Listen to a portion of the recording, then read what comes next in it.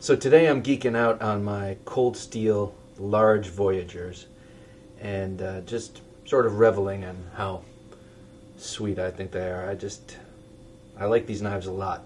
They're knives you can count on. They're good looking knives. They're inexpensive, relatively light, high value, semi-hard, I don't know, medium hard use pocket knives. For me, they're hard use because I don't live that hard a lifestyle, so there's not much that I do that these couldn't accomplish. To me, they're a vast improvement over the Voyagers of the past, some of which I have here, especially in the handles, but also in the blades and the finish, and in the addition of the Vaquero to the Voyager line. It used to be its own standalone blade. So just a couple of things these all have in common. Obviously the same handle. Grivory handle with a very aggressive Maltese cross relief pattern there. Gives you some really good purchase on the knife. Very good hold on the knife. Got a lanyard hole. And the usual Cold Steel extremely stout pocket clip for destroying your pants. You just take it off, sand it down, sand the Grivory down behind it, and put it back on. You're fine. It's got the extremely stout and high performance lockback triad lockback mechanism with a super deep notch in the tang of that blade. Look at how high up that lever comes up. And then the little notch in the tang of the blade fits into that stop pin. Boom, takes all the negative pressure, kind of like a liner lock or a frame lock would, and kind of spares the rest of the locking mechanism any sort of wear and tear over a long time. So they have the handle in common, and they have the stonewash finish in common on these AUS 8A Japanese stainless steel blades. These two, the Vaquero and the Clip Point, the Bowie blade, have full flat ground blades. And this Tanto has a pretty high and pretty deep hollow grind for the length of the blade. And then at the very front, very tip with that facet there, that American Tanto facet, you have a saber grind, which is very strong. And you have the full width of that blade. Damn it. Full width of that blade right up to the point, and then the point itself is a saber grind, so it's very, very, it's going to be very sturdy and very strong. It's going to be able to penetrate anything you try and stick it through. So that's what these have in common. 4-inch blades, AUS 8A. You've got the thumb studs on both sides. This side is the screw side, so if you're, you might want to switch it to the non-dominant side, because after a while that might dig into your thumb a little bit and become annoying. But there you have it. They're all very, very sharp out of the box, and fun to play with. This one, for a long while, was my car knife. That's the knife I play with on my commute, and but I just swapped it out for this, the Vaquero. Cool thing about these is you could be playing with them, and then to close them, just let the tang butt up against your finger and you won't get cut. If you keep your finger in that choil, it'll bounce down there, and then you can just close it one-handed. Draw it in with your thumb. Another cool thing about Cold Steel knives, especially I've noticed the ones with the triad lock, for some reason, I don't know if it has anything to do with the lock, you can open them up just by sort of lurching them forward and jerking them back, and it just sort of makes the, I guess because they're blade heavy, the blade snaps out. It's kind of fun. So what are the intended purposes of these knives? I think they're all, they could all work into your sort of everyday carry role. For me, I've always carried a 4-inch blade. for both utility and then self-defense, if God forbid I ever needed it. These Voyagers, however, are just a little bit on the bulky side width-wise, so I tend to leave them places, as in I leave them in the car, I leave them in my bags, I leave them at home. You know, I just don't necessarily want to carry like a half-inch. This is a little bit over a half-inch thick, I think, in my pocket. But they are extremely stout. They feel good in your hand. I think that's probably part and parcel of their thickness. They feel really good, and you know, if you can work them into your carry, that'd be awesome. But if not, they're great to have stashed places. And I think they would all make excellent self-defense knives, you know, fighting knives, especially this. Well, I mean, to me, I like that because it's very slash inspiring with that deep belly, and you got this clip point here, which is very sharp. You can do all sorts of you can thrust. You can do these kind of overhand 6 and 7 thrusts, and then just slash away with that deep belly. And you could also, if you ride back a little bit, you could do a little bit of hacking, you know, close cutting. Great knife. Then again, you have this for penetration. Look at that. Looks like a straight razor and a chisel had a baby.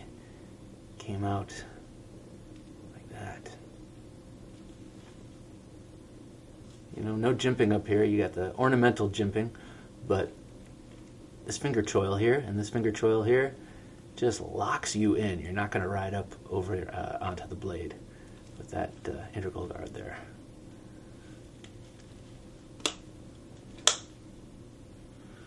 And then, of course, there's the Bowie, which is such an exquisite blend of slashing and slicing belly and clip point swedge inspired strong tip. I mean, the Bowie, you can't go wrong with the Bowie. These would all make excellent self-defense knives. And this one, as I said, is in my bug-out bag, so I think it would also make a very good general purpose utility knife. I haven't used it for much. I haven't used any of these for much, but they're stout and they're hardy, and I love them, and they're easy to sharpen. I have done that with this, and they stay very sharp if you're only doing little bullshit tasks like I do with them, you know, any excuse. And you know, I think they're well worth the $45 you're going to spend on them. Let's talk about this Tanto for a second. This Tanto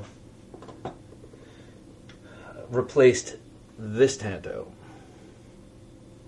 which is same line, different incarnation. This is from the first Voyager series back in the day, where the clip was made of Zytel. You son of a... and didn't have much retention quality, and it has, as usual, the ornamental jimping that they've always been into. One-sided pocket clip, very straight-looking blade with the curve coming on the top, as opposed to the new one that has kind of a belly to it and a straight top, or almost a swept top.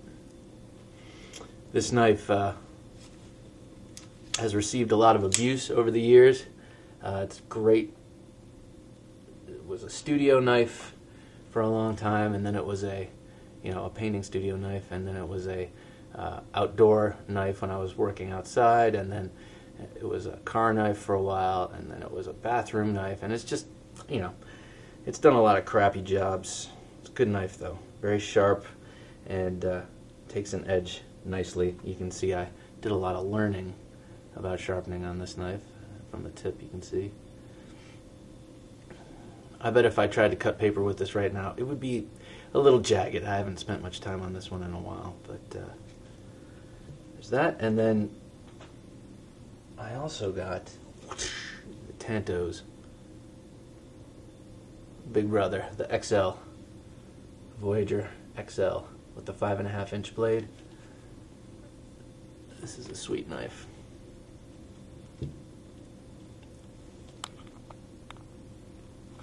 See if I can accommodate its vast size. Alright, let's see. I like the way Cold Steel makes these large folders. And I like the way they make knives in series with various sizes and blades and such. It kind of makes a collector a little crazy, though, because then as soon as you finally pony up and get everything you want, then they come out with a new catalog and a bunch of new knives you want. They just recently, I just recently got the 2013 Cold Steel catalog, and after I pulled up my pants, I cursed them for putting more new knives on the agenda. But hey, you know, that's a good kind of trouble, I guess. Yeah, I know, Cold Steel, I don't know, to me, I'll always love them. I don't care about their marketing, I don't care about any of that stuff. I just think they make really cool knives. Too bad they don't make them in America. I probably wouldn't be able to afford them if they did, but they're really, they go a long way for the money, and I love them. Okay, the Clip Point, the other Voyager I have, is also an old one. It is from, I don't know, late 90s. It is the, at the time it was the large, and this is the 5-inch. Also has the Zytel pocket clip on the side. I covered this thing with skateboard tape because it really had no grip to it at all. And then I have this lanyard that I just wrap around the back of my hand, and you know, my hand is not going to slide forward on that blade. But that's no credit to the design of the knife. It's just all of these sort of aftermarket measures I've gone through to make sure that this thing wouldn't ride up on me. So, a nice little family portrait there. And now, the Vaquero. I have always loved the design of this blade. When it first came out, back in this day, when it was the El Hombre, this was the first version of it, I fell in love with the design. It reminded me of the Spanish navaja, you know, peasant street fighting knife. And so I got it. It's always had a super stout, stiff lock and opening mechanism, but I got it. I've always loved it. And then a few years later, I got its big brother, the Vaquero Grande, which is my lawn knife. When I do lawn work, this always rides in my cargo pocket. It is a great knife for just hacking down vines and saplings and any other crap you have to do in the yard. Very, very sharp, those serrations.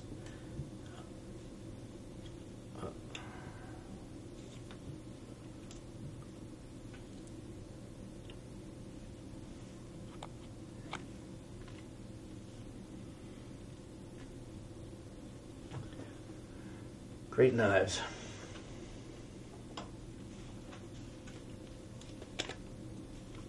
All right. Well, anyway, I guess I'm done looking at these, but fine knives, and a whole family of them, which is the beauty part.